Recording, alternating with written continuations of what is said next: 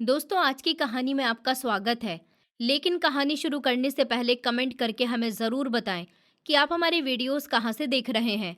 और हाँ, वीडियो को लाइक करें और चैनल को सब्सक्राइब करना ना भूलें। मेरा नाम प्रीति है। मेरे पिताजी ने दूसरी शादी कर ली थी और उनकी दूसरी शादी पायल नाम की एक औरत से हुई थी, जो उनसे उम्र में करीब 8 साल छोटी थी।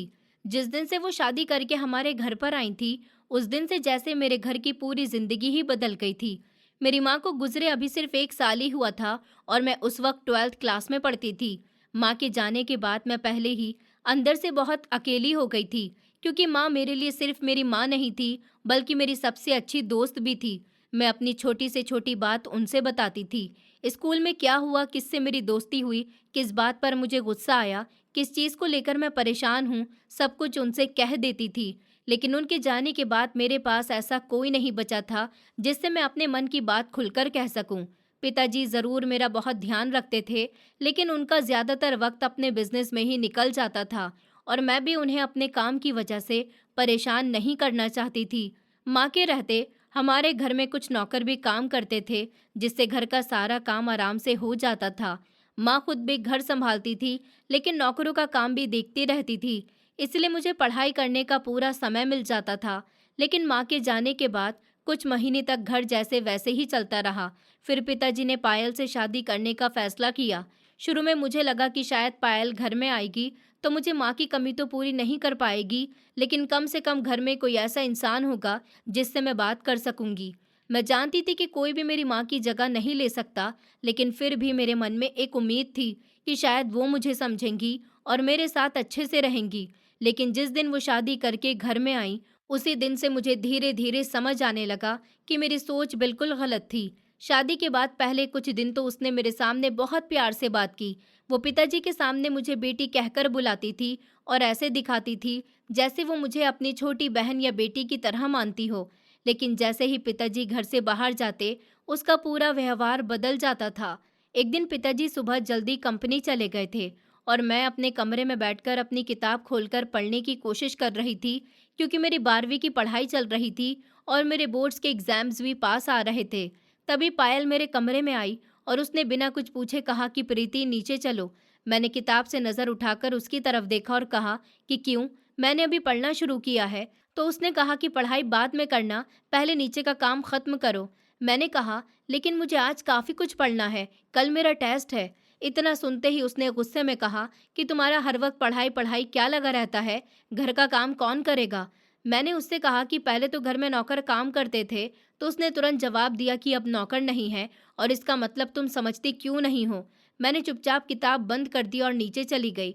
उस दिन मुझे पहली बार पूरा घर अकेले संभालना पड़ा। सुबह का खाना बनाना, फिर बर्तन साफ करना, फिर कमरे ठीक करना, कपड़े अलग करना और न जाने कितने छोटे छोटे काम थे, जिन्हें करते करते दोपहर हो गई थी।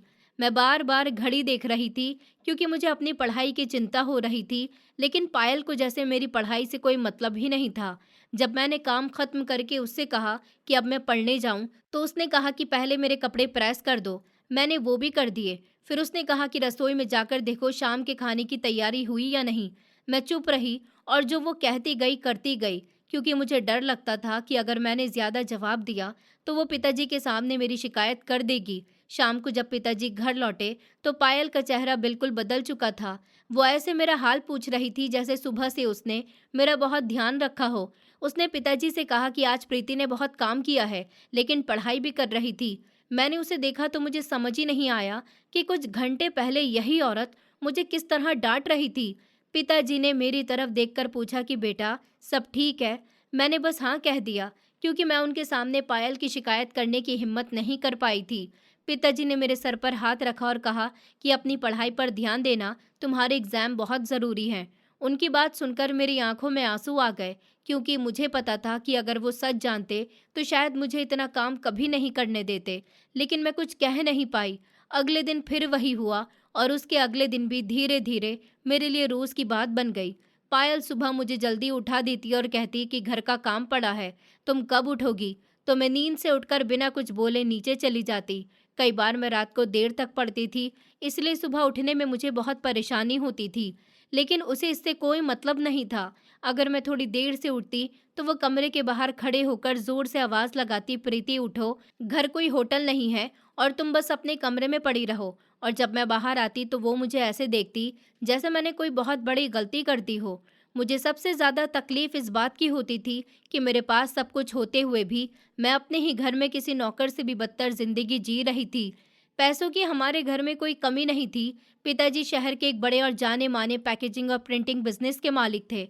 उनकी अपनी बड़ी कंपनी थी जिसमें दूसरी कंपनी और बड़े ब्रांड्स के लिए पैकेजिंग, बॉक्स, प्रोडक्ट की पैकिंग, लेबल, पेपर और बैग, दूसरी प्रिंटिंग की चीज़ें तैयार होती थी।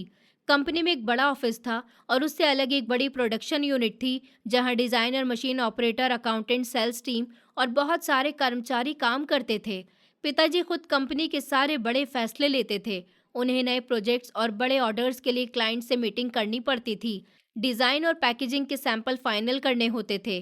कच्चे माल की व्यवस्था देखनी होती थी और ये भी देखना होता था कि हर ऑर्डर समय पर तैयार होकर ग्राहक तक पहुंचे। उनकी कंपनी को शहर की कई बड़ी दुकानों और कंपनियों से लगातार ऑर्डर्स मिलते रहते थे। इसलिए पिताजी का ज़्यादातर समय ऑफिस और कंपनी के काम में ही निकल जाता था। उन्होंने अपनी मेहनत से उस बिजनेस को बहुत बड़ा बनाया था और शहर में उसकी अच्छी पहचान थी। हमारी जिंदगी आराम से चल रही थी। घर बड़ा था, ज़रूरत की हर चीज़ थी। मेरी पढ़ाई के लिए अच्छा स्कूल था और पिताजी चाहते थे कि मैं अपनी पढ़ाई पूरी करके अपने पैरों पर खड़ी हो जाऊं। लेकिन घर के अंदर मेरी जिंदगी बिल्कुल अलग हो चुकी थी। पायल को मेरी पढ़ाई से जैसे कोई खुशी ही नहीं थी। उसे बस यही लगता था कि मैं घर में रहकर उसका काम करूं। एक दिन मैं सुबह से लगातार काम कर रही थी और दोपहर तक मेरी कमर में दर्द होने लगा था।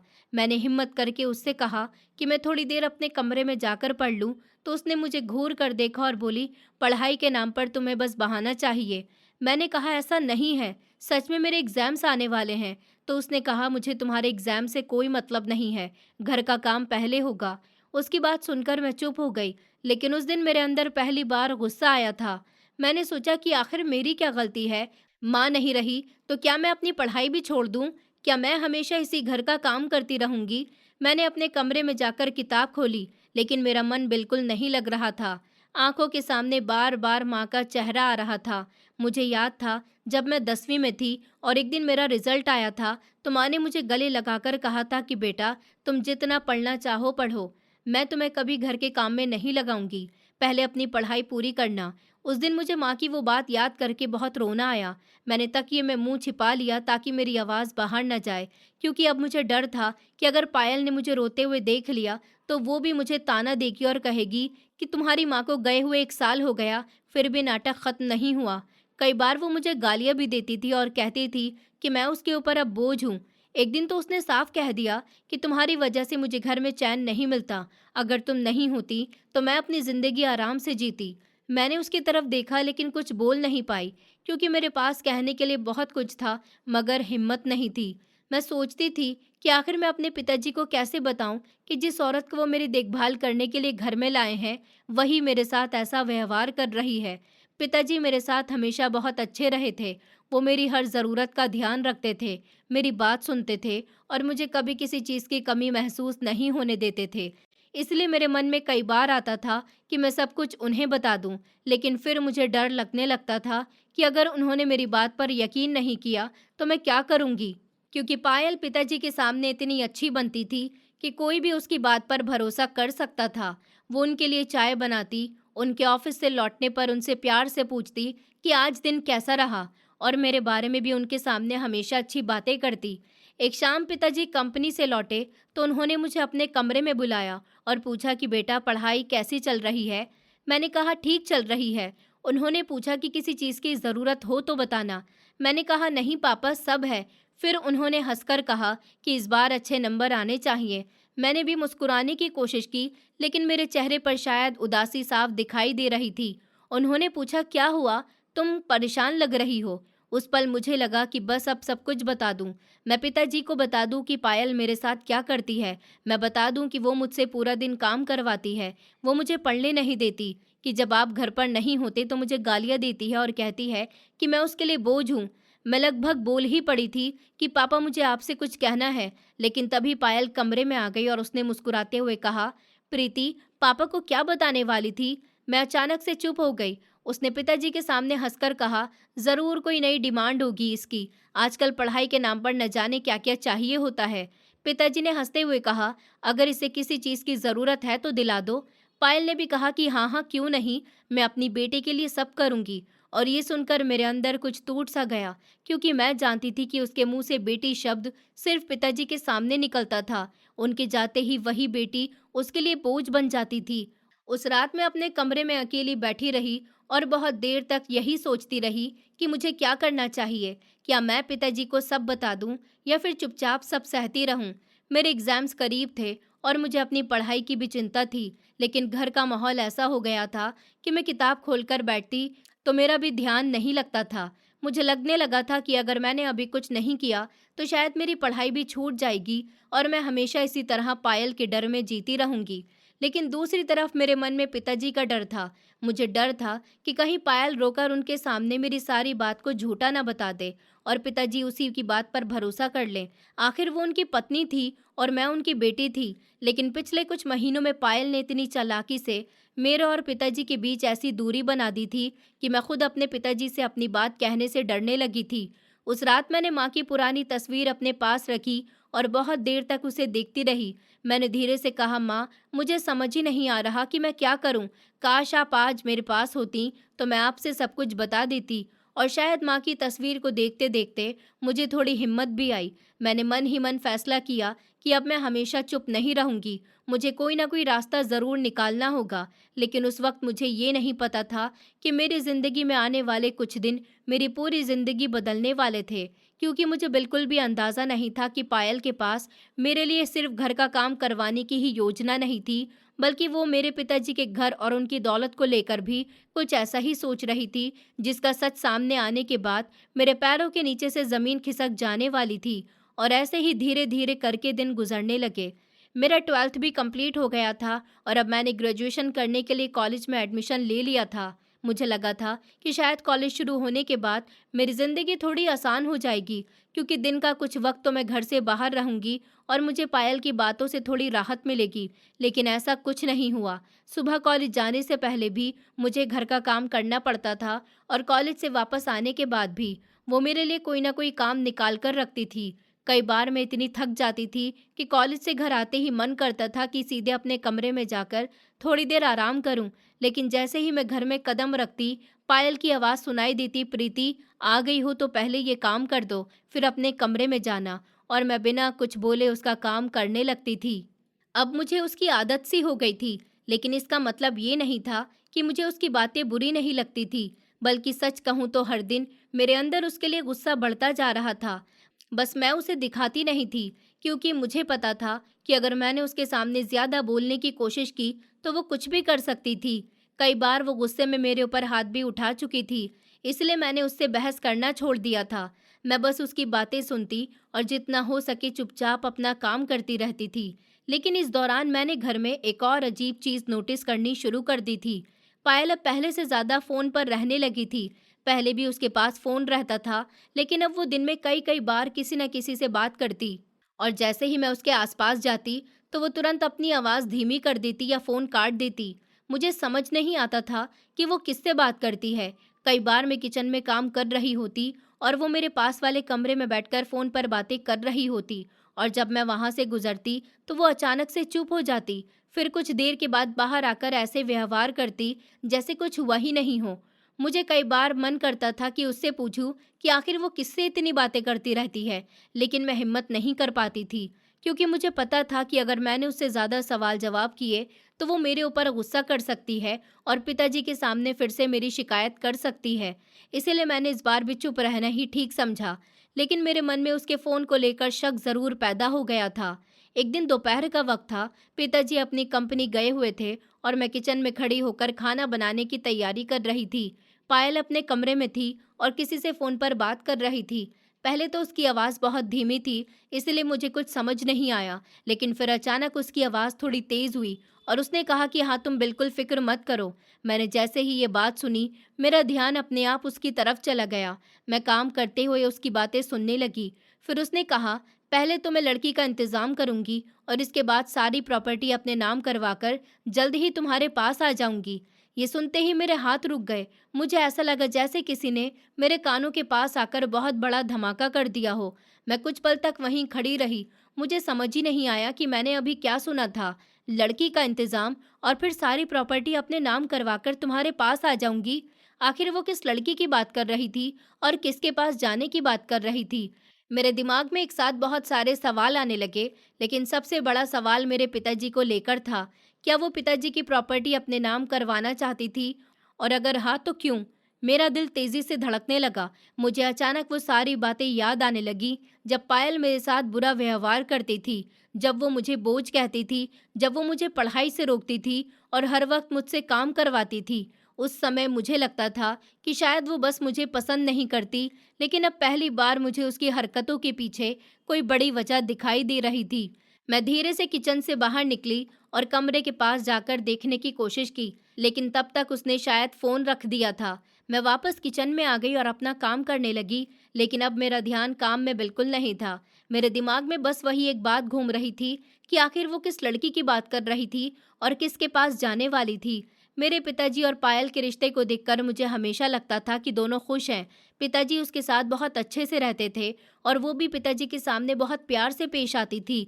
कई बार मैं अपने मन में यही सोचकर चुप हो जाती थी कि अगर पायल मेरे साथ बुरा व्यवहार करती भी है, तो शायद पिताजी की जिंदगी तो ठीक चल रही है, और अगर मैंने पिताजी को सब बता दिया तो कहीं उनका घर न टूट जाए। मैं अपने पिताजी की खुशी के लिए बहुत कुछ सह रही थी। मुझे लगता था कि माँ के जाने के बाद कम से कम पिताजी को एक साथी मिल गया और उन्हें शायद पायल से सच में प्यार है। लेकिन उस दिन मुझे पहली बार लगा कि शायद मैं एक बहुत बड़ी गलतफहमी में जी रही थी। पायल को पिताजी से प्यार नहीं था, उसे शायद उनके पैसे और उनकी प्रॉपर्टी से मतलब था। ये सोचते ही मेरी आंखों में आंसू आ गए, क्योंकि जिस इंसान को मैं अपने घर का हिस्सा समझ रही थी, वही शायद मेरे पिताजी को सिर्फ उनके पैसों की वजह से इस्तेमाल कर रही थी। मुझे पिताजी के लिए बहुत बुरा लगा। वो दिन रात मेहनत करते थे। उन्होंने अपनी पूरी जिंदगी लगाकर अपनी कंपनी खड़ी की थी। उनकी मेहनत से हमारी सारी जिंदगी बनी थी, और अब कोई उनके साथ सिर्फ उनकी प्रॉपर्टी के लिए रह रहा था। मैं उस दिन बहुत परेशान थी, लेकिन मुझे ये भी पता था कि सिर्फ शक के आधार पर मैं पिताजी को कुछ नहीं बता सकती थी। अगर मैं जाकर कह देती कि मैंने पायल को किसी से फ़ोन पर बातें करते हुए सुना है, तो शायद वो सब कुछ झुठला देती और पिताजी शायद मेरी बात पर भरोसा भी नहीं करते। इसलिए मुझे कोई ऐसा इंसान चाहिए था जो मुझे समझ सके और सही सलाह दे सके। मेरे कॉलेज में मेरा एक बहुत अच्छा दोस्त था, उसका नाम शौर्य था।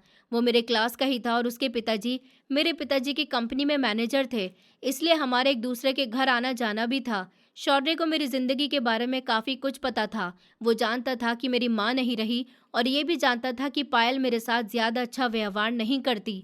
लेकिन मैंने कभी उसे पायल की सारी बातें नहीं बताई थी। उस दिन कॉलेज में मैं बहुत परेशान बैठी थी। शौर्य ने मुझे देखा तो उसने पूछा, क्या हुआ, तुम इतनी चुप क्यों हो?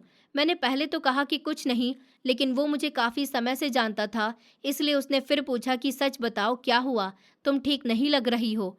उसकी बात सुनकर मेरी आंखों में आंसू आ गए और मैंने उसे सब कुछ बता दिया। मैंने बताया कि पायल किस तरह मुझसे काम करवाती है, कैसे पिताजी के सामने अलग बनती है और उनके पीछे मेरे साथ बुरा व्यवहार करती है। और फिर मैंने उसे वो बात भी बताई जो मैंने फ़ोन पर सुनी थी, कि वो किसी से कह रही थी कि पहले लड़की का इंतज़ाम करेगी और फिर सारी प्रॉपर्टी अपने नाम करवाकर उसके पास आ जाएगी। मेरी बात सुनकर शौर्य भी कुछ देर चुप रहा। फिर उसने मुझसे कहा, प्रीति, तुम बिल्कुल परेशान मत हो, अभी सिर्फ शक है, लेकिन अगर वो सच में कुछ गलत करने वाली है तो हम उसे रोकेंगे। मैंने उससे पूछा, लेकिन कैसे? अगर मैं पिताजी को अभी बता दूं और उन्होंने मेरी बात पर यकीन नहीं किया, तो उसने कहा, इसीलिए अभी सीधे जाकर कुछ मत बोलो, पहले हमें सच पता करना होगा। उसने कहा, अगर वो किसी से मिल रही है, किसी से फ़ोन पर ऐसी बातें कर रही है, तो हमें उसके खिलाफ कोई पक्का सबूत चाहिए, ताकि तुम्हारे पिताजी के सामने सिर्फ तुम्हारी बात ना हो, बल्कि सबूत भी हो। मैंने उससे पूछा कि सबूत कैसे मिलेगा? तो उसने कुछ देर सोचा और फिर कहा, मेरे पास एक छोटा कैमरा है, जिसे हम ऐसी जगह लगा सकते हैं जहाँ से उसके कमरे की आवाज़ और आने जाने की जानकारी मिल सके। मैंने पहले थोड़ा डरते हुए कहा कि अगर उसे पता चल गया तो वो मेरे साथ क्या करेगी? लेकिन शौर्य ने कहा कि हम बहुत सावधानी से काम करेंगे और तुम्हें अकेले कुछ नहीं करना पड़ेगा। उसने मुझे समझाया कि हमें किसी गलत तरीके से उसके कमरे में घुसने की ज़रूरत नहीं है, बस ऐसी जगह से उसकी बातें रिकॉर्ड करनी है जहाँ से हमें पता चल सके कि वो किससे बात कर रही है और क्या योजना बना रही है। मैं बहुत डर रही थी, लेकिन मुझे ये भी लग रहा था कि शायद अब मेरे पास कोई रास्ता है। शौर्य ने अगले दिन मुझे एक छोटा सा कैमरा दिया और कहा कि इसे ऐसी जगह रखना जहां वो आसानी से ना देख पाए। मैंने कैमरा अपने बैग में रख लिया और पूरे रास्ते यही सोचती रही कि क्या मैं सच में ऐसा करने जा रही हूँ। मैं अपने ही घर में अपनी सौतेली माँ की सच्चाई जानने के लिए उसके खिलाफ सबूत इकट्ठा कर रही थी। ये सब सोचकर मुझे बहुत अजीब लग रहा था, लेकिन फिर मुझे पिताजी का चेहरा याद आता और मैं सोचती कि अगर मैंने कुछ नहीं किया तो शायद बहुत देर हो जाएगी। उस शाम जब पायल घर पर नहीं थी तो मैंने मौका देखकर उस छोटे कैमरे को अपने कमरे के पास एक ऐसी जगह रख दिया जहां से उसके कमरे के बाहर का हिस्सा दिखाई दे सकता था। मेरा दिल बहुत तेजी से धड़क रहा था। मुझे डर था कि कहीं वो अचानक वापस ना आ जाए, लेकिन सब कुछ ठीक रहा। अगले कुछ दिनों तक मैं उस कैमरे को लेकर बहुत सावधान रही। पायल रोज किसी न किसी से फोन पर बात करती, कभी वो अपने कमरे में बैठकर हंसती रहती, कभी बहुत धीरे आवाज में बात करती और कई बार जैसे ही मैं उसके पास जाती वो फोन रख देती। मुझे लगने लगा था कि वो सच में कुछ छिपा रही है। एक दिन मैंने देखा कि वो फोन पर बात करते हुए बहुत खुश थी और बार बार कह रही थी कि बस थोड़ा इंतजार करो, सब कुछ जल्दी ठीक हो जाएगा। उस दिन मेरे शक को और ज्यादा ताकत मिल गई। अब मैं सिर्फ डर नहीं रही थी, बल्कि मैं चाहती थी कि जल्द से जल्द मुझे उसकी सच्चाई मिल जाए। मैंने शौर्य को सारी बातें बताई। उसने कहा कि जल्दी मत करो प्रीति, अगर हम जल्दबाजी करेंगे तो वो सावधान हो जाएगी, इसलिए पहले पूरी बात समझना जरूरी है। उसकी बात मुझे सही लगी और मैंने कुछ दिन और चुप रहने का फैसला किया, लेकिन मेरे अंदर अब एक फैसला पूरी तरह बन चुका था। मैं अपने पिताजी से हमेशा के लिए ये बात छिपाने वाली नहीं थी। मैं एक दिन उन्हें सब कुछ बताऊंगी कि ये औरत हमारे घर में सिर्फ मेरी सौतेली माँ बनकर नहीं आई है, बल्कि शायद उसके मन में हमारे घर और पिताजी की प्रॉपर्टी को लेकर कुछ और ही चल रहा है। मैं चाहती थी कि पिताजी खुद उसकी सच्चाई अपनी आंखों से देखें, ताकि बाद में उन्हें ये न लगे कि मैंने अपनी सौतेली माँ से बदला लेने के लिए उसके खिलाफ झूठ बोला है। इसलिए मैं सही वक्त का इंतजार कर रही थी और मुझे बिल्कुल भी अंदाजा नहीं था कि वो सही वक्त बहुत जल्द आने वाला था, क्योंकि जिस रात पायल फिर से किसी से फोन पर बात करने वाली थी, उस रात उसकी एक ऐसी बात मेरे कानों में पड़ने वाली थी जिससे मुझे पहली बार समझ आने वाला था कि आखिर वो किस लड़की के इंतजाम की बात कर रही थी और उसके पीछे असली वजह क्या थी। और फिर ऐसे ही दिन गुजरते रहे और आखिरकार एक दिन मुझे वो मौका मिल ही गया जिसका मैं काफी दिनों से इंतजार कर रही थी। उस दिन पायल सुबह से ही तैयार होकर मार्केट जाने की बात कह रही थी। उसने पिताजी से फोन पर कहा कि उसे कुछ सामान लेना है और वो थोड़ी देर में वापस आ जाएगी। पिताजी उस वक्त ऑफिस में थे और घर पर सिर्फ मैं और पायल ही थे। लेकिन कुछ देर के बाद वो अपना पर्स लेकर मार्केट के लिए निकल गई। जैसे ही मैंने उसे घर से बाहर जाते देखा, मेरे मन में तुरंत वही बात आई जो शौर्य ने मुझे कही थी कि अगर मुझे सच सामने लाना है तो मुझे उसके खिलाफ पक्का सबूत चाहिए। मैं कुछ देर तक इंतजार करती रही ताकि मुझे यकीन हो जाए कि वो वापस नहीं आ रही है। फिर मैं धीरे से उसके कमरे की तरफ गई। मेरा दिल इतनी तेजी से धड़क रहा था कि मुझे खुद लग रहा था जैसे मेरी धड़कन की आवाज़ बाहर तक सुनाई दे रही होगी। मैं बार बार पीछे मुड़कर देख रही थी कि कहीं वो अचानक वापस तो नहीं आ गई। मैंने जल्दी से दरवाज़ा खोला और कमरे के अंदर चली गई। फिर मैंने वो छोटा सा कैमरा निकाला जिसे शौर्य ने मुझे दिया था। मैंने उसे ऐसी जगह लगाने की कोशिश की जहां से कमरे का ज़्यादा से ज़्यादा हिस्सा साफ दिखाई दे और साथ ही वो आसानी से नज़र भी ना आए। कुछ देर तक मैं उसकी सही जगह ढूंढती रही। फिर मैंने उसे एक ऐसी जगह लगा दिया जहां से कमरे में होने वाली ज़्यादातर हरकतें रिकॉर्ड हो सकती थी। कैमरा लगाने के बाद मैंने उसे चेक किया और जब मुझे पूरा यकीन हो गया कि वो ठीक से चल रहा है, तो मैंने राहत की सांस ली। मैं जल्दी से कमरे से बाहर आ गई और दरवाज़ा वैसे ही बंद कर दिया जैसा पहले था। उस वक्त मुझे अंदर से एक अजीब सी घबराहट भी हो रही थी और थोड़ी उम्मीद भी थी, क्योंकि अब पहली बार मेरे पास ऐसा जरिया था जिससे मैं पायल की सच्चाई पिताजी के सामने ला सकती थी। अब अगर वो पिताजी के पीछे मेरे साथ बुरा व्यवहार करती या किसी से कोई ऐसी बात करती जिससे उसका असली इरादा सामने आ जाता, तो वो सब कुछ रिकॉर्ड हो सकता था। मैं जानती थी कि सिर्फ एक वीडियो से सब कुछ साबित नहीं होगा, इसलिए मुझे धैर्य रखना था और सही मौके का इंतजार करना था। उस दिन शाम को जब पायल वापस आई तो उसने हमेशा की तरह मुझसे पूछा कि घर का काम हुआ या नहीं। मैंने कहा हाँ, तो उसने बिना कुछ बोले अपना सामान कमरे में रखा और फिर पिताजी के आने का इंतजार करने लगी। कुछ देर के बाद पिताजी ऑफिस से घर आए और पायल ने हमेशा की तरह उनके सामने बिल्कुल अलग चेहरा बना लिया। वो उनसे बड़े प्यार से बात करने लगी, उनकी थकान के बारे में पूछने लगी और चाय बनाने के लिए मुझसे भी कहने लगी। पिताजी को देखकर ऐसा लग रहा था जैसे उनके घर में सब कुछ बिल्कुल ठीक है, लेकिन मेरे मन में एक अलग ही बात चल रही थी, क्योंकि अब मुझे पता था कि उस कमरे में एक कैमरा लगा हुआ है और उसकी हरकतें शायद अब छिपी नहीं रहेंगी। मैं बार बार सोचती थी कि शायद अगर रिकॉर्डिंग में कुछ ऐसा मिल गया जिससे पिताजी को सच्चाई पता चल सके, तो शायद मेरी जिंदगी बदल सकती है। लेकिन अभी मुझे कुछ नहीं पता था कि कैमरे में क्या रिकॉर्ड होगा, इसलिए मैंने किसी को कुछ नहीं बताया और चुपचाप अपना काम करती रही। इसके बाद कई दिन ऐसे ही निकल गए। पायल का रोज का मुझे डांटना और काम करवाना चलता रहा। सुबह उठते ही वो किचन में कोई ना कोई काम बता देती, कभी घर की सफाई करने को कहती, कभी कपड़े रखने को कहती, कभी किचन में काम करने को कहती। और अगर मैं थोड़ी देर आराम करने के लिए बैठ जाती, तो तुरंत आवाज लगाकर कहती कि प्रीति, खाली बैठने की आदत मत डालो, घर में बहुत काम है। मैं कुछ नहीं कहती थी, क्योंकि अब मेरे मन में सिर्फ एक ही बात थी, मुझे उसके खिलाफ ज्यादा से ज्यादा सबूत इकट्ठा करने थे। मैं चाहती थी कि जिस दिन मैं पिताजी के सामने ये सारी रिकॉर्डिंग रखूं, उस दिन उनके पास मेरी बात को ना मानने की कोई वजह ना हो।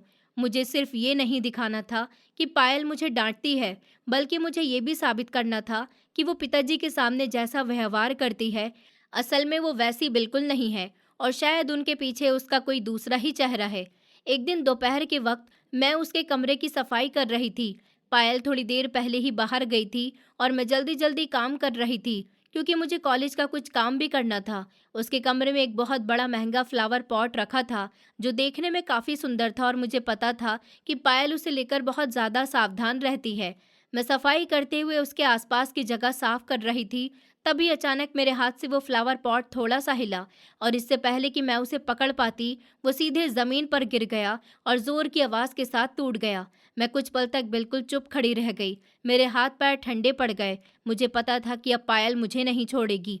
मैंने जल्दी से नीचे देखा तो फ्लावर पॉट के कई टुकड़े जमीन पर फैल गए थे।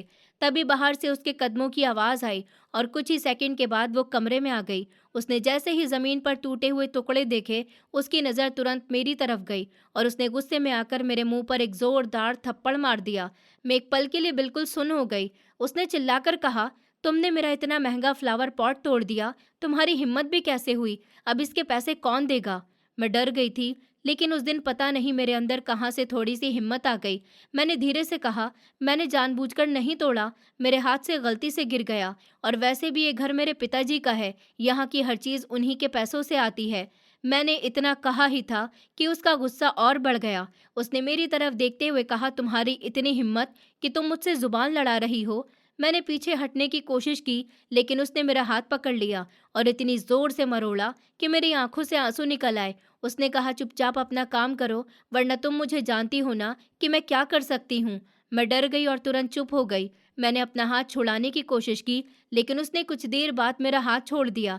फिर उसने ज़मीन की तरफ इशारा करते हुए कहा, ये सब साफ करो और मुझे एक और शब्द सुनाई नहीं देना चाहिए। मैं बिना कुछ बोले नीचे बैठ गई और धीरे धीरे शीशे के टुकड़े उठाने लगी। मेरे हाथ कांप रहे थे और आंखों में आंसू थे, लेकिन मैं फिर भी चुपचाप सफाई करती रही। उस वक्त मेरे दिमाग में सिर्फ एक ही बात चल रही थी कि जो कुछ अभी हुआ है, वो भी कैमरे में रिकॉर्ड हो रहा होगा। मैं मन ही मन यही सोच रही थी कि शायद अब पिताजी को ये दिखाने के लिए मेरे पास एक ऐसा सबूत है जिसे वो नज़रअंदाज नहीं कर पाएंगे। पायल शायद ये सोच रही थी कि उसने मुझे अकेले में थप्पड़ मारा है और इस बात का किसी को पता नहीं चलेगा, लेकिन उसे नहीं पता था कि उसकी हरकत कैमरे में रिकॉर्ड हो चुकी है। मैंने टूटे हुए टुकड़ों को उठाया और उन्हें कूड़ेदान में रखा, फिर फर्श को साफ किया और बिना उसकी तरफ देखे कमरे से बाहर निकल गई। मेरे गाल पर अभी भी उसके थप्पड़ का असर था और हाथ में दर्द हो रहा था, लेकिन उस दर्द से ज़्यादा मेरे अंदर गुस्सा था। मुझे पहली बार लगा कि अब बस बहुत हो गया। मैं इतनी देर से सिर्फ इसलिए चुप थी क्योंकि मुझे अपने पिताजी की चिंता थी, लेकिन अब मैं उनकी आंखों के सामने ये सब रखकर ही रहूंगी। मैं अपने कमरे में गई और कुछ देर तक दरवाज़ा बंद करके बैठी रही। फिर मैंने शौर्य को फ़ोन किया। उसने मेरी आवाज़ सुनकर तुरंत पूछा, क्या हुआ? मैंने उसे पूरी बात बताई कि आज पायल ने मुझे थप्पड़ मारा और हाथ भी मरोड़ा। मैंने उससे कहा कि अगर कैमरे में ये सब रिकॉर्ड हुआ होगा, तो शायद अब हमारे पास एक बड़ा सबूत है। शौर्य ने मुझे समझाया कि घबराने की ज़रूरत नहीं है, पहले रिकॉर्डिंग को सुरक्षित रखना होगा ताकि गलती से कुछ डिलीट ना हो जाए। उसने कहा कि तुम किसी भी हालत में अभी पायल को मत बताना कि कैमरा लगा है और ना ही उसके सामने ये दिखाना कि तुम्हें उसकी बातों पर शक है। मैंने उसकी बात मान ली। अब मैं पहले से ज़्यादा सावधान हो गई थी। पायल के सामने मैं बिल्कुल वैसी ही रहती जैसे पहले रहती थी। मैं उसका काम करती, उसकी बातें सुनती और जब वो मुझे डांटती तो चुप रहती। लेकिन मेरे अंदर अब एक अलग तरह की ताकत आ गई थी, क्योंकि मुझे पता था कि उसकी हरकतें हमेशा के लिए छिपी नहीं रहेंगी। मैं चाहती थी कि एक दिन पिताजी खुद देखें कि जिस औरत को वो अपनी पत्नी समझकर भरोसा कर रहे हैं, वो उनके पीठ पीछे मेरी जिंदगी कैसे खराब कर रही है और उनसे भी कुछ छिपा रही है। अगले कुछ दिनों तक मैं कैमरे की रिकॉर्डिंग के बारे में सोचती रही और हर बार पायल जब अपने कमरे में जाती या फोन पर किसी से बात करती तो मेरे मन में सवाल उठता कि क्या अब कुछ ऐसा रिकॉर्ड हुआ होगा जिससे उसकी असली सच्चाई सामने आ सके। एक रात पायल अपने कमरे में किसी से फोन पर बात कर रही थी और इस बार उसकी आवाज़ पहले से ज़्यादा खुश लग रही थी। वो बार बार हंस रही थी और कह रही थी कि बस अब ज़्यादा दिन नहीं बचे हैं। मैंने दरवाजे के बाहर से उसकी आवाज़ सुनी तो मेरे कदम वहीं रुक गए। मैं अंदर नहीं गई, लेकिन मैं समझ गई कि शायद वो इसी इंसान से बात कर रही है जिसके बारे में मैंने पहले सुना था। मैंने तुरंत शौर्य को मैसेज किया और उसे बताया कि पायल फिर किसी से बात कर रही थी और कह रही थी कि अब ज़्यादा दिन नहीं बचे हैं। शौर्य ने कहा कि अब हमें जल्द से जल्द रिकॉर्डिंग देखनी चाहिए, लेकिन फिर उसने मुझे समझाया कि हम जल्दबाजी में कोई गलती नहीं कर सकते, इसलिए सही मौका देखकर रिकॉर्डिंग निकालनी होगी। अगले दिन कॉलेज से आने के बाद मैंने मौका देखकर कैमरे की रिकॉर्डिंग देखी। उसमें पायल की कई छोटी छोटी बातें रिकॉर्ड हुई थी, जिनसे उसका व्यवहार साफ दिखाई दे रहा था। लेकिन अभी तक मुझे वो बात नहीं मिली थी जिसकी मुझे सबसे ज़्यादा ज़रूरत थी। मैं चाहती थी कि वो खुद किसी से अपनी असली योजना की बात करे ताकि पिताजी के सामने सब कुछ साफ हो जाए। मैं उस दिन देर रात तक सोचती रही कि आखिर पायल किस लड़की के इंतज़ाम की बात कर रही थी और किसके पास जाने की बात कर रही थी। मुझे डर भी लग रहा था, क्योंकि अगर उसकी योजना इतनी बड़ी थी तो शायद मामला सिर्फ प्रॉपर्टी तक सीमित नहीं था। और मेरे मन में एक नया सवाल पैदा हो गया था कि वो आखिर किस लड़की को हमारे घर से हटाने या उसके रास्ते से हटाने की बात कर रही थी। मैं चाहती थी कि अगले ही दिन पिताजी को सब कुछ बता दूं, लेकिन शौर्य ने कहा कि प्रीति, थोड़ा और इंतजार करो। अगर हम उसके खिलाफ पूरी सच्चाई एक साथ सामने लाएंगे तो तुम्हारे पिताजी को भी समझने में आसानी होगी। मैंने उसकी बात मान ली, लेकिन अब मेरे लिए हर दिन बहुत मुश्किल हो गया था, क्योंकि मैं एक तरफ पायल के सामने सामान्य रहने का नाटक कर रही थी और दूसरी तरफ उसके हर कदम पर नजर रख रही थी। मुझे पता था कि वो मुझे सिर्फ एक परेशान करने वाली लड़की समझती है। उसे बिल्कुल अंदाजा नहीं था कि उसके कमरे में लगा छोटा सा कैमरा उसकी सारी सच्चाई धीरे धीरे सामने ला रहा है। और मैं उसी दिन का इंतजार कर रही थी जब मैं वो सारी रिकॉर्डिंग अपने पिताजी के सामने रखूंगी और उनसे सिर्फ इतना कहूंगी कि पापा, अब आप खुद देख लीजिए कि जिस औरत पर आप सबसे ज्यादा भरोसा करते हैं वो आपके पीछे क्या कर रही है और मेरे साथ किस तरह का व्यवहार करती है।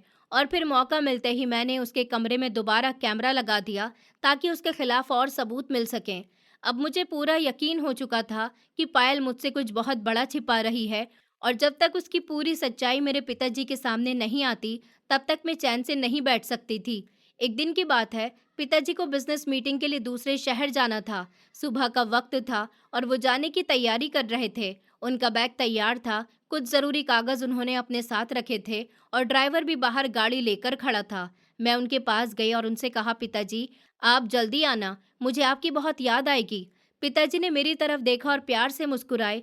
फिर उन्होंने मुझे अपने पास बुलाकर मेरे सर पर हाथ फेरा और कहा, अरे बेटा, मैं ज़्यादा दिन के लिए थोड़ी जा रहा हूँ, बस एक मीटिंग है, जल्द ही वापस आ जाऊँगा। मैंने कहा, फिर भी आप जल्दी आना। उनको जाने का मन तो नहीं था, लेकिन मैं जानती थी कि उनका काम भी ज़रूरी था। पिताजी ने मुझे प्यार किया और फिर वो घर से चले गए। उनकी गाड़ी जैसे ही गेट से बाहर निकली, मैं कुछ देर तक उन्हें देखती रही और फिर अंदर आ गई। उस वक्त मुझे नहीं पता था कि पिताजी के जाते ही घर के अंदर ऐसा कुछ होने वाला है जिससे मेरे सामने पायल की सच्चाई पूरी तरह खुल जाएगी।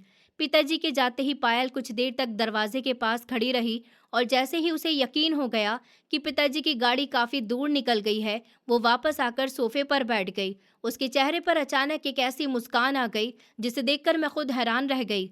वो कुछ देर चुप बैठी रही, फिर उसने मेरी तरफ देखकर कहा, अब तो इस घर में सिर्फ और सिर्फ मेरा राज है और एक दिन लड़की, तुझे मुझसे कौन बचाएगा।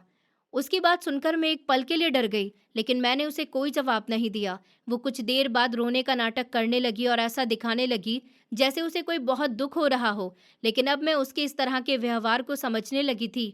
मुझे पता था कि पिताजी के सामने वो खुद को बहुत मासूम दिखाती है और उनके जाते ही उसका असली चेहरा सामने आ जाता है। मैंने उसकी बातों पर ध्यान नहीं दिया और चुपचाप किचन में चली गई। मैं किचन में अपना काम कर रही थी, लेकिन मेरा ध्यान बार बार बाहर की तरफ जा रहा था।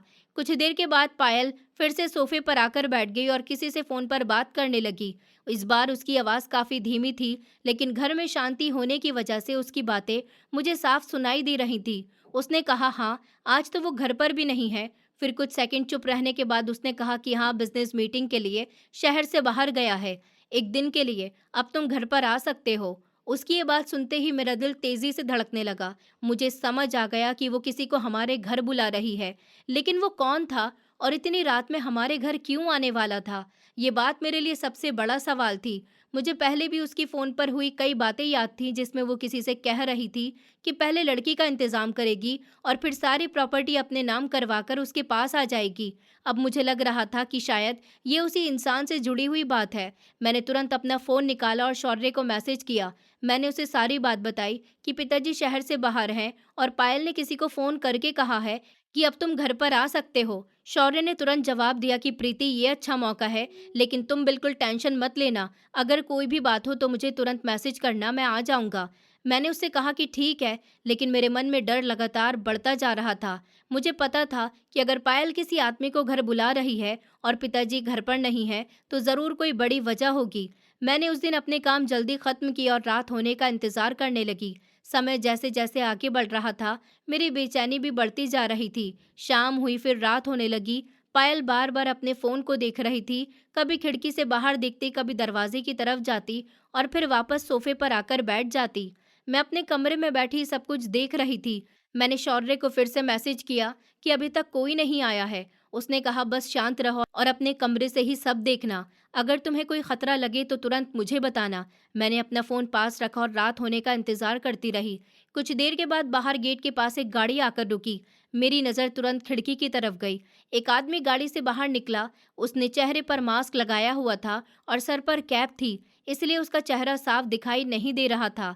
वो इधर उधर देखने लगा और फिर घड़ी की तरफ बढ़ा। पायल तो जैसे उसका ही इंतजार कर रही थी, वो तुरंत उठी और दरवाज़ा खोल दिया।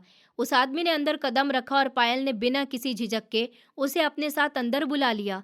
मैं खिड़की से सब कुछ देख रही थी और मेरे मन में कई तरह के सवाल चल रहे थे कि आखिर ये आदमी कौन था, पायल इसे पहले से कैसे जानती थी और सबसे बड़ी बात ये थी कि वो पिताजी के घर पर उनकी गैर मौजूदगी में क्यों आया था।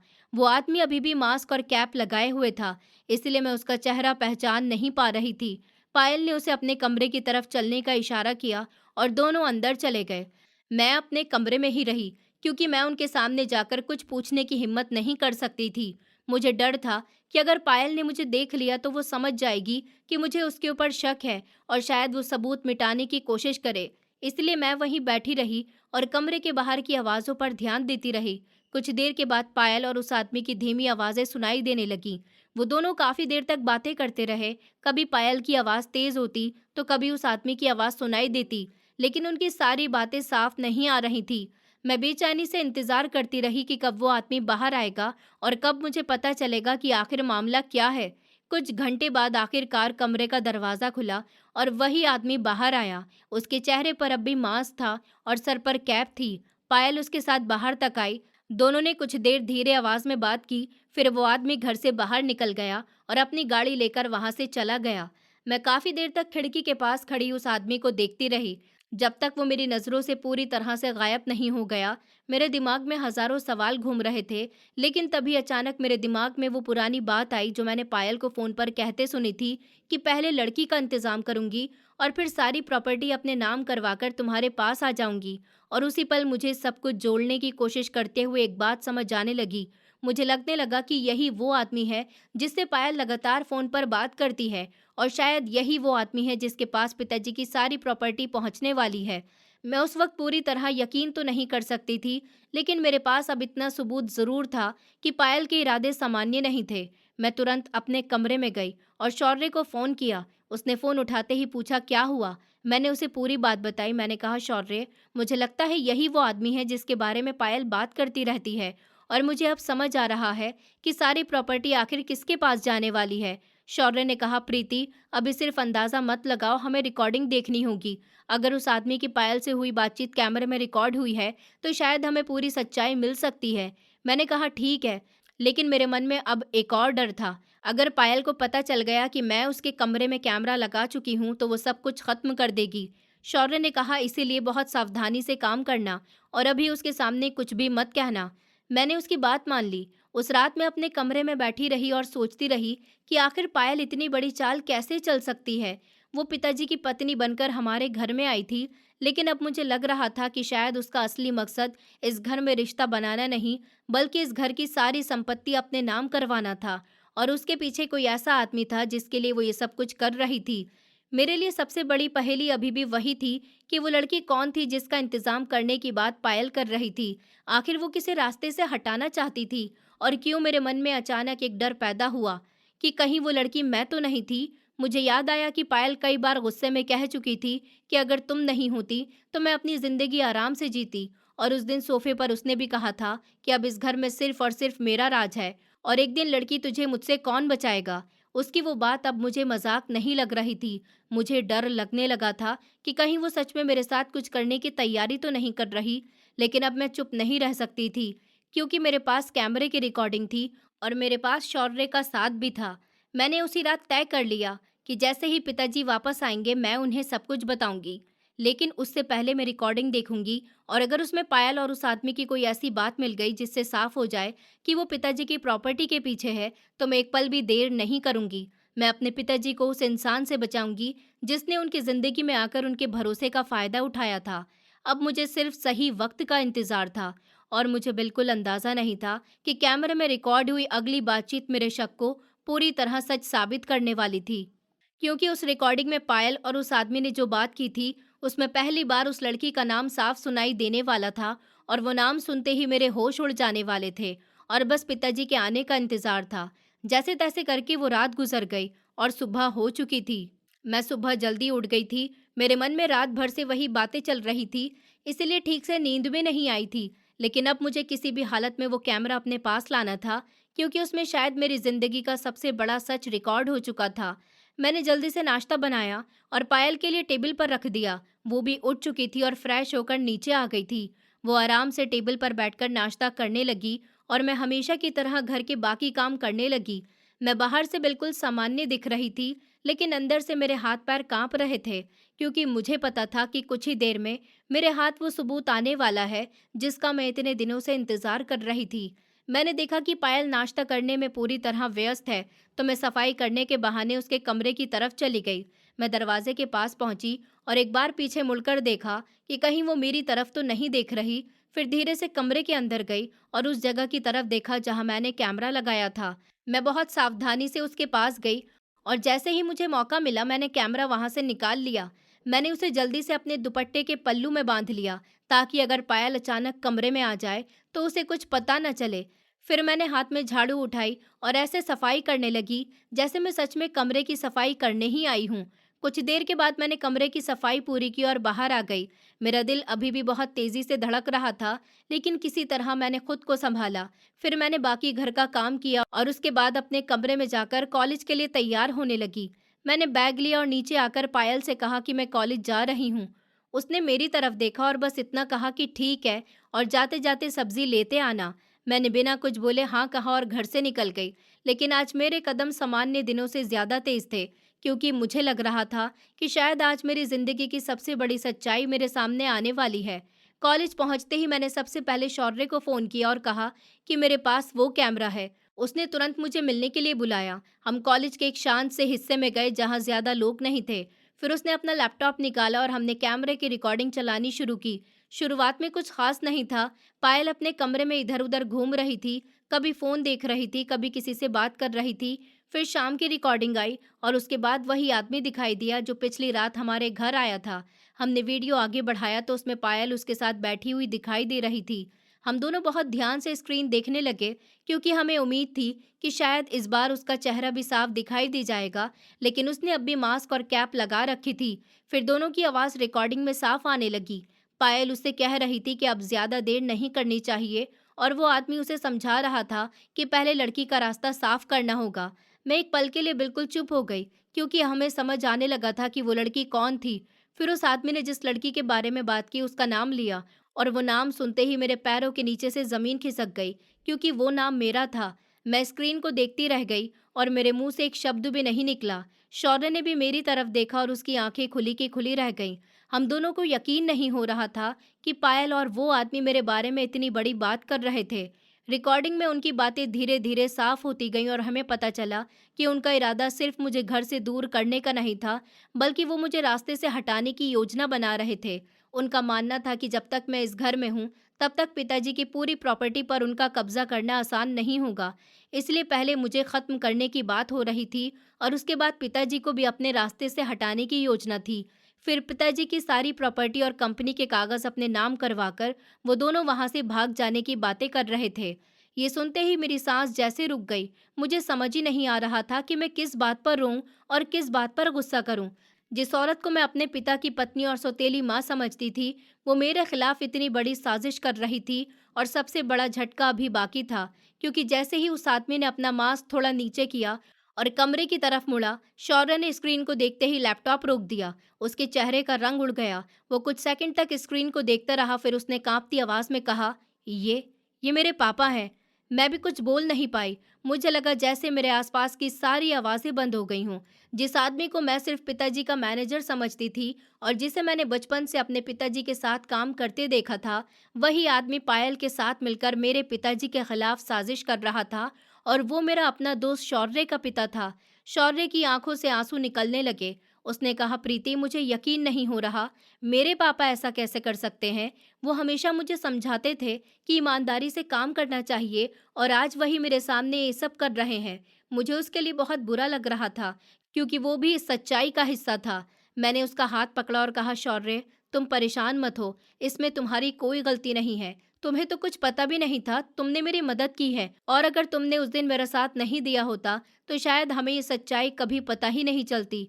उसने अपने आंसू पोंछे और कहा, मैं अपने पापा को इस तरह नहीं देख सकता, लेकिन अगर उन्होंने गलत किया है तो उन्हें सजा मिलनी चाहिए। मैंने कहा, हाँ, और अब हमें सिर्फ अपने पिताजी को बचाना है। शौर्य ने कहा, हमें ये रिकॉर्डिंग सुरक्षित रखनी होगी और तुम्हें आज ही अपने पिताजी को सब कुछ बताना होगा।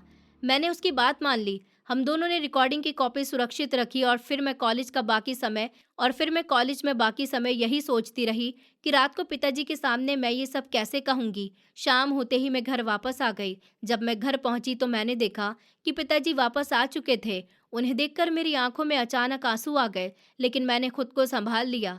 पिताजी शायद काफी थके हुए थे, इसलिए मैं उनके पास जाकर कुछ नहीं बोली। उन्होंने मुझे देखा और कहा, आ गई बेटा? मैंने कहा कि हाँ पिताजी, और फिर वो अपने कमरे में चले गए। पायल भी उनके आसपास ही घूम रही थी और हमेशा की तरह उनसे प्यार से बातें कर रही थी, लेकिन अब मुझे उसका ये नाटक देखकर गुस्सा आ रहा था। फिर भी मैंने कुछ नहीं कहा क्योंकि मैं चाहती थी कि सारी बात एक साथ सामने आए। रात को जब सबने खाना खा लिया और पायल भी अपने कमरे में चली गई, तो मैं पिताजी के पास गई। मैंने कहा, पिताजी, मुझे आपसे कुछ बहुत ज़रूरी बात करनी है। उन्होंने मेरी तरफ देखकर कहा कि हाँ बेटा, बोलो, क्या हुआ? मैंने उनसे पूछा, पिताजी, जो अंकल आपके साथ अक्सर बिजनेस मीटिंग में जाते हैं, वो इस बार आपके साथ क्यों नहीं गए? पिताजी ने कहा, कौन बेटा? मैंने कहा, आपके ऑफिस वाले मैनेजर अंकल। उन्होंने कहा, नहीं बेटा, उनकी तबीयत ठीक नहीं थी और उन्हें अपने किसी रिश्तेदार से मिलने जाना था, इसलिए मैं उन्हें अपने साथ नहीं लेकर गया। मैंने उनकी बात सुनकर कुछ नहीं कहा, लेकिन अब मेरे मन में सब कुछ साफ हो चुका था। मैंने कहा, अच्छा पिताजी। फिर कुछ देर चुप रही और उनसे कहा, पिताजी, जो मैं आपको बताने वाली हूँ उसके बाद शायद आप मुझ पर गुस्सा हों, लेकिन प्लीज़ मेरी पूरी बात सुन लीजिए। पिताजी ने कहा, तुम इतनी डरी हुई क्यों हो बेटा? जो बात है खुलकर बताओ। मैंने अपनी सारी बात शुरू से बताई। मैंने उन्हें बताया कि पायल मेरे साथ कैसे व्यवहार करती है।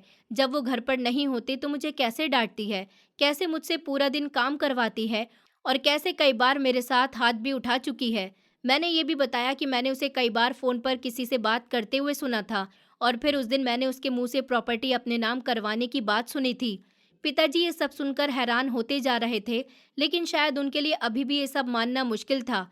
इसीलिए मैंने कहा, पिताजी मैं जानती हूँ, आपको मेरी बात पर यकीन करना मुश्किल होगा, इसलिए मैं आपको कुछ दिखाना चाहती हूँ। मैंने अपना लैपटॉप खोला और वो रिकॉर्डिंग चला दी।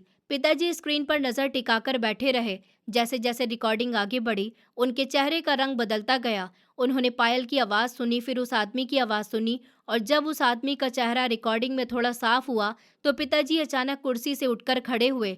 उन्होंने कहा, ये तो मेरा मैनेजर है। मैं कुछ नहीं बोली। फिर रिकॉर्डिंग में पायल और उसके मैनेजर की बातचीत साफ सुनाई दी, और जब उन्होंने मेरे बारे में बात करते हुए मेरी जिंदगी खत्म करने की योजना का जिक्र किया, तो पिताजी के पैरों तले से जमीन खिसक गई। उनकी आंखों में गुस्सा भी था और दर्द भी। उन्होंने मेरी तरफ देखा और पूछा, बेटा तुमने ये सब कब रिकॉर्ड किया? मैंने कहा, पिताजी मैंने अकेले नहीं किया, शौर्य ने मेरी मदद की है, और उसने ही मुझे समझाया था कि बिना सबूत के अगर हम कुछ कहेंगे तो शायद हमारी बात पर कोई भरोसा नहीं करेगा।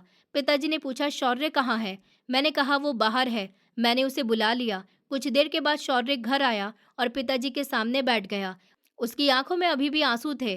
पिताजी ने उसे अपने पास बुलाया और पूछा, बेटा क्या तुम्हें पहले से कुछ पता था? शौर्य ने सर झुकाकर कहा कि नहीं अंकल, मुझे कुछ भी पता नहीं था। मुझे अपने पापा के बारे में ऐसा कुछ नहीं मालूम था। मैंने तो सिर्फ प्रीति की मदद की, क्योंकि मुझे लगा कि उसके साथ गलत हो रहा है। पिताजी कुछ देर उसे देखते रहे, फिर उन्होंने कहा, बेटा इसमें तुम्हारी कोई गलती नहीं है। तुमने मेरी बेटी का साथ दिया और मैं तुम्हारा ये एहसान कभी नहीं भूलूंगा। लेकिन उसके बाद पिताजी का गुस्सा अचानक बहुत बढ़ गया। उन्होंने तुरंत अपना फ़ोन उठाया और पुलिस को सूचना दी। उन्होंने कहा कि मेरे घर में मेरी पत्नी और मेरा मैनेजर मिलकर मेरे खिलाफ साजिश कर रहे हैं, और मेरे पास इसका रिकॉर्ड किया हुआ सबूत है। कुछ ही देर में पुलिस हमारे घर पहुंच गई। पायल उस वक्त अपने कमरे में थी। उसे जैसे ही पुलिस के आने की खबर मिली, वो घबरा गई। पिताजी ने उसे सामने बुलाया और बिना कुछ कहे रिकॉर्डिंग उसके सामने चला दी। पायल का चेहरा सफ़ेद पड़ गया। उसने पहले तो कहा कि ये सब झूठ है, लेकिन जब पुलिस ने रिकॉर्डिंग उसके सामने रखी और उसके मैनेजर से भी पूछताछ शुरू की, तो दोनों के पास छिपाने के लिए ज्यादा कुछ नहीं बचा। आखिरकार दोनों ने अपना जुर्म कबूल कर लिया। उन्होंने माना कि वो पिताजी की प्रॉपर्टी और कंपनी पर कब्जा करना चाहते थे, और उन्होंने मुझे रास्ते से हटाने की योजना बनाई थी। पुलिस ने दोनों को गिरफ्तार कर लिया और उनके खिलाफ केस दर्ज हुआ। बाद में कोर्ट में सारे सबूत पेश किए गए और दोनों को उनके किए की सजा मिली। उस दिन जब पायल को पुलिस लेकर जा रही थी, तो मैं दरवाजे पर खड़ी उसे देख रही थी। मेरे मन में उसके लिए अब कोई डर नहीं था, बस एक दुख था कि जिस घर को उसने अपना घर बनाने का नाटक किया, उसी घर को उसने बर्बाद करने की कोशिश की थी। लेकिन सच आखिर सामने आ ही गया था। उसके बाद मेरी जिंदगी धीरे धीरे बदलने लगी। पिताजी ने मेरा बहुत ध्यान रखना शुरू किया। उन्होंने मुझसे कहा, बेटा मुझे माफ़ कर देना, मैं इतने समय तक समझ ही नहीं पाया कि तुम क्या सह रही थी। मैंने उनकी तरफ देखकर कहा, पिताजी इसमें आपकी कोई गलती नहीं थी। आपने तो हमेशा मुझे खुश रखने की कोशिश की थी। बस मुझे डर था कि मेरी बात पर शायद आप यकीन नहीं करेंगे। पिताजी ने मुझे गले लगाकर कहा कि अब तुम्हें किसी चीज़ से डरने की ज़रूरत नहीं है। मैं हमेशा तुम्हारे साथ हूँ। और सच कहूँ तो उस दिन मुझे पहली बार लगा कि माँ के जाने के बाद मैं फिर से अकेली नहीं हूँ। मेरे पिताजी मेरे साथ थे, और अब हमारे बीच कोई झूठ नहीं था। शौर्य भी हमारे साथ खड़ा था। पिताजी ने उससे कहा, बेटा तुम्हारे पिता ने जो किया वो बहुत गलत था, लेकिन तुमने जो किया वो बहुत अच्छा था। तुमने मेरी बेटी की देखभाल की और उसे अकेले इस परेशानी में नहीं छोड़ा। तुम मेरे लिए बेटे जैसे हो। शौर्य की आंखों में फिर से आंसू आ गए और उसने कहा, अंकल मैंने बस वही किया जो सही लगा। पिताजी ने कहा, और यही सबसे बड़ी बात है। जिंदगी में कभी कभी अपने ही लोग हमें धोखा दे देते हैं, लेकिन इसका मतलब ये नहीं कि हर इंसान बुरा होता है। कुछ लोग ऐसे भी होते हैं जो बिना किसी लालच के मुश्किल समय में हमारा साथ देते हैं, और शौर्य ने ये बात साबित कर दी थी। उस दिन के बाद मैं और पिताजी साथ में रहने लगे। घर में फिर से शांति लौट आई। मैंने अपनी पढ़ाई पर ध्यान देना शुरू किया, और पिताजी ने मुझसे कहा कि अब तुम्हें घर के काम को लेकर बिल्कुल परेशान होने की ज़रूरत नहीं है। तुम्हारा काम पढ़ना है और अपनी ज़िंदगी बनाना है। मैंने भी मन ही मन ठान लिया कि अब मैं अपनी ज़िंदगी को उस डर में नहीं बिताऊंगी जो पायल ने मेरे अंदर पैदा किया था। मैंने अपनी माँ की तस्वीर के सामने जाकर कहा, माँ आज अगर आप होती तो शायद बहुत खुश होती, क्योंकि पापा और मैं फिर से साथ हैं, और अब हमारे घर में कोई झूठ नहीं है। मुझे नहीं पता ज़िंदगी में आगे क्या होगा, लेकिन उस दिन मैंने एक बात ज़रूर समझ ली थी कि बुराई कितनी भी बड़ी क्यों ना हो और झूठ कितने भी अच्छे तरीके से क्यों ना बोला जाए, एक दिन सच सामने आ ही जाता है। और जो लोग दूसरों को नुकसान पहुंचाने की सोचते हैं, उन्हें अपने किए का जवाब ज़रूर मिलता है। मेरे साथ भी यही हुआ था। मैंने बहुत कुछ सहा था, लेकिन आखिर में मुझे मेरा परिवार वापस मिल गया और मेरे पिताजी को ये समझ आ गया कि उनके आसपास कौन अपना बनकर उनके साथ खड़ा था और कौन उनके भरोसे का फ़ायदा उठा रहा था। और शायद यही मेरी ज़िंदगी का सबसे बड़ा सबक था कि मुश्किल वक्त में डर कर चुप रहना आसान होता है, लेकिन सही वक्त आने पर सच के लिए खड़ा होना ही असली हिम्मत होती है। दोस्तों, उम्मीद करती हूँ आपको हमारी कहानी पसंद आई होगी। कहानी पसंद आई है तो वीडियो को लाइक करें, चैनल पर नए हैं तो चैनल को सब्सक्राइब करें और हाँ, नोटिफिकेशन बेल को ज़रूर दबाएं ताकि अगली अपडेट सबसे पहले आपको मिले।